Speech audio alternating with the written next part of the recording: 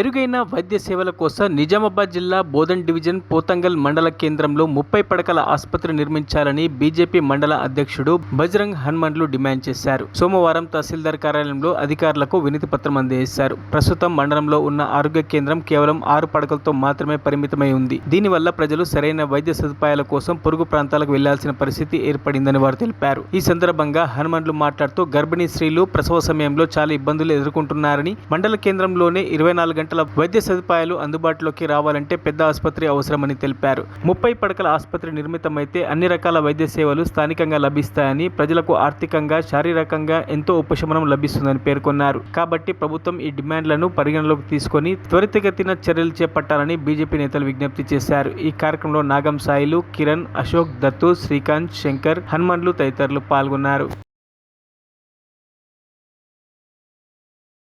పోతంగల్ మండలంలో MRO officer గారికి వినతి పత్రం ఇవ్వడం జరిగింది. ఏదైతే పోతంగల్ మండల కేంద్రంలో హాస్పిటల్ ఏదైతే ఉందో, చిన్న హాస్పిటల్ 10 పడకలు ఉంది, 30 పడకల హాస్పిటల్ నిర్మాణం చేయాలని కోరుతున్నాం. ఎందుకంటే ఈ పోతంగల్ మండలంలో 14 గ్రామాలు, 50,000 పాపులేషన్. అదే అంతేకాకుండా మహారాష్ట్ర సరిహద్దు, కర్ణాటక సరిహద్దు ప్రాంతము.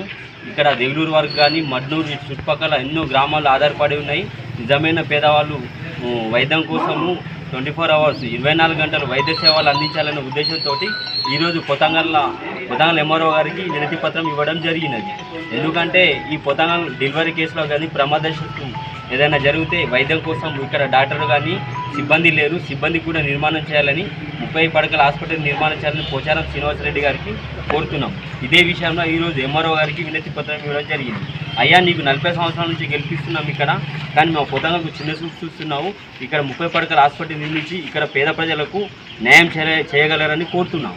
మరిన్ని అప్డేట్స్ కోసం మా ఛానల్ని సబ్స్క్రైబ్ చేయండి.